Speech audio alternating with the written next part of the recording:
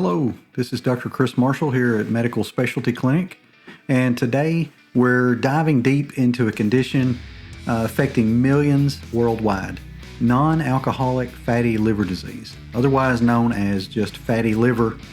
We're going to uncover what non-alcoholic fatty liver disease is, why it's more prevalent now, the dangers of having fatty liver, and some things you can do to manage and possibly reverse this condition. Fatty liver disease, or non-alcoholic fatty liver disease, is the most common liver disorder globally, characterized by excessive fat buildup in the liver not due to alcohol use.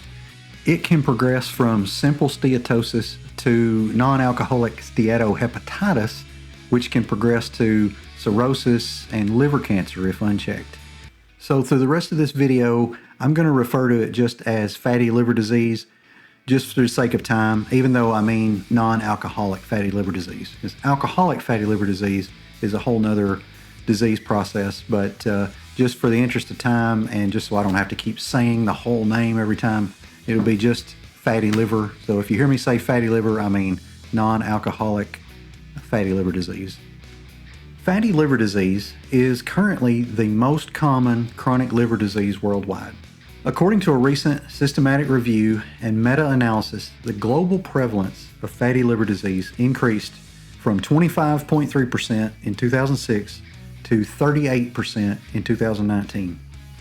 The concern with fatty liver is that it can progress to the non-alcoholic steatohepatitis. Now that is just a fancy word for liver inflammation from the fat deposit. So non-alcoholic steatohepatitis is also called NASH for short, N-A-S-H. What differentiates this from fatty liver is the inflammation.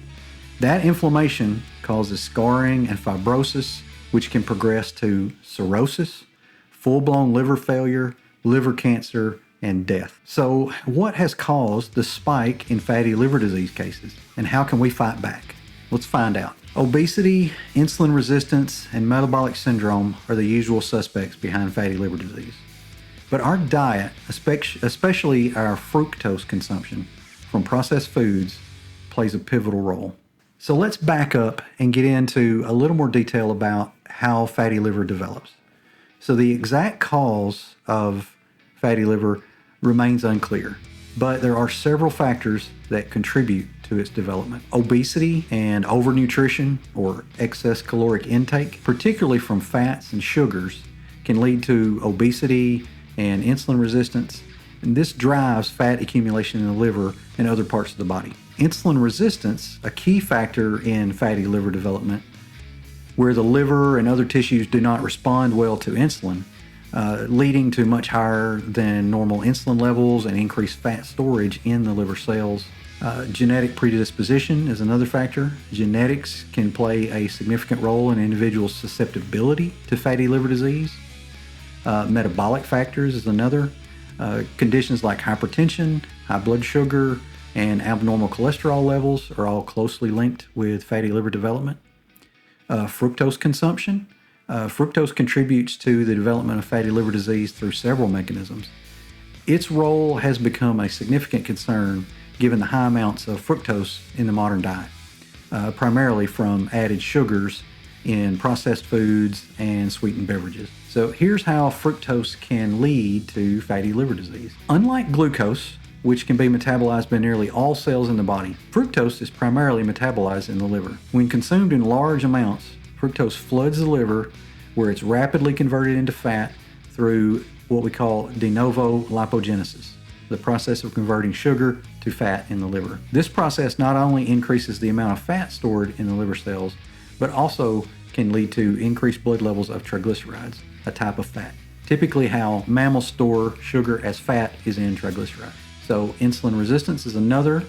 High intake of fructose has been linked to insulin resistance, a condition where the body's cells become less responsive to insulin. Insulin resistance is a key factor in the development of fatty liver disease as it leads to increased fat storage in the liver. Moreover, insulin resistance exacerbates the accumulation of fat by making it more difficult for the body to use fat or burn fat as an energy source, leading to further fat accumulation in the liver. When your body has a lot of insulin around, it wants to store more fat for later use rather than burning that fat for energy. Higher insulin levels make it very hard for our bodies to burn that stored fat that we all want to get rid of. Fructose consumption promotes the liver's conversion of carbohydrates into fat even more than many other sugars in our diet. An often asked question is, why has fructose become such a central issue in the development of non-alcoholic fatty liver disease today, given that it's found in natural foods like honey, fruit, root vegetables, foods that humans have consumed for millennia? Well, the answer lies in the drastic change in how fructose is consumed in the modern diet. Historically, fructose was ingested in small amounts, primarily through fruits and other natural sources, which also provide dietary fiber, vitamins, and minerals. These natural sources of fructose come with their own natural regulators, such as fiber, which actually can slow down the absorption of sugar and mitigate its impact on the liver.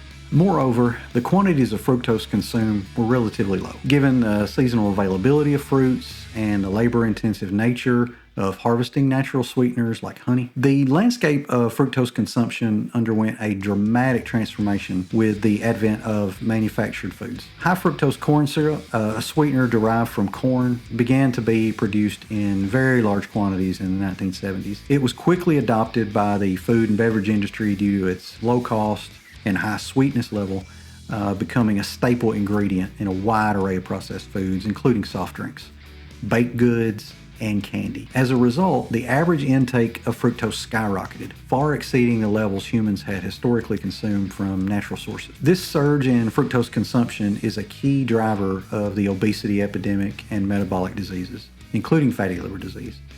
Unlike glucose, which can be metabolized by every cell in the body, fructose is primarily processed in the liver.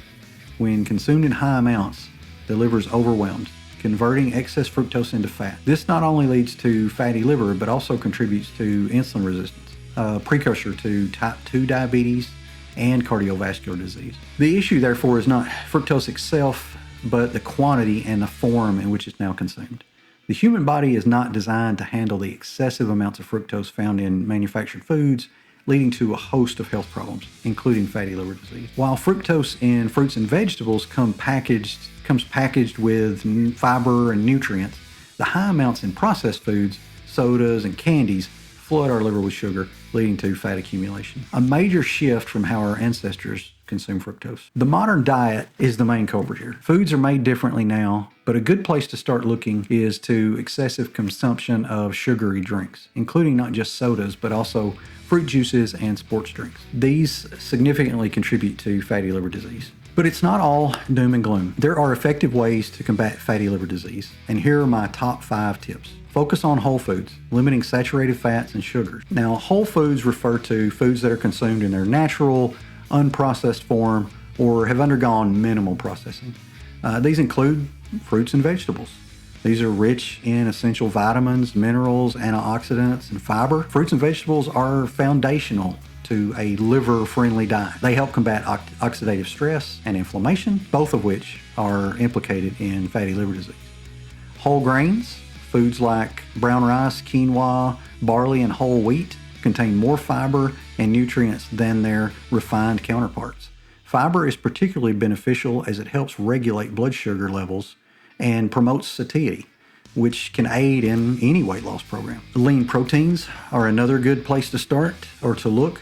Sources of lean proteins such as poultry, fish, legumes, and tofu provide essential nutrients without the high levels of saturated fat found in fattier cuts of meat. Healthy fats are also very important. Incorporating sources of healthy fats such as avocados, nuts, seeds, and olive oil can help improve lipid profiles quite a bit. Omega-3 fatty acids found in fish like salmon and sardines are especially beneficial for liver health. So how do you limit saturated fats and sugars? So found in red meat, butter, cheese, and other dairy products, saturated fats can contribute to liver fat accumulation and worsen fatty liver. Limiting these foods and opting for leaner proteins and healthy fats can reduce the risk of fat buildup in the liver. Sugary foods and beverages is another area, especially those containing the high fructose corn syrup we mentioned earlier. They are major contributors to fatty liver. Fructose is metabolized directly by the liver, where excess amounts can lead to fat accumulation right there. As mentioned earlier, avoiding sugary drinks, sweets, and processed foods high in added sugars is critical. Regular exercise or regular physical activity is also a good thing. Aim for at least 150 minutes of moderate exercise each week. Fast walking also counts here. High intensity interval training or HIIT exercise is great, but simply staying aerobic with a steady exercise routine where you break a sweat is fine. This all goes back to weight management. So losing just 5 to 10% of your body weight can significantly reduce liver fat. You can see my other videos on weight loss strategies for more information on this. So number 2, manage metabolic risk. Control diabetes, control hypertension, and get your cholesterol under control. If you already have chronic diseases like this, which most people with fatty liver do, then make sure you're doing everything you can to get these under tight control. Avoid harmful substances. Cut out sugary drinks entirely, opting for water and healthy alternatives. This sounds very simple, but is actually a lot of work. A simple example of this is how tuna often comes in water or some type of oil.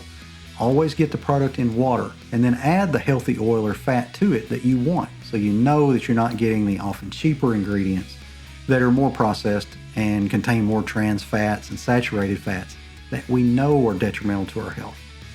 There are a ton of harmful ingredients in our food that we usually never even notice because we don't look. A discussion of this is for another video, as we do not have time to go into that complex topic. But the point is that we often consume harmful foods in our everyday life and don't even realize it. Start looking at those labels, people. Implementing these strategies and changes can seem daunting, but starting with one, like cutting out sugary drinks, can have a profound impact on your liver health. If you're concerned about non-alcoholic fatty liver disease or want to know more about managing your liver health, everyone here at Medical Specialty Clinic is ready to help. So reach out to us for personalized care and support. I'll post our contact information below in the description. Taking steps toward a healthier lifestyle doesn't just benefit your liver, it transforms your overall health. And for more insights and health tips, don't forget to like, share, and subscribe. Together, let's embark on a journey towards a healthier life. Thank you for watching, and I'll see you in the next video.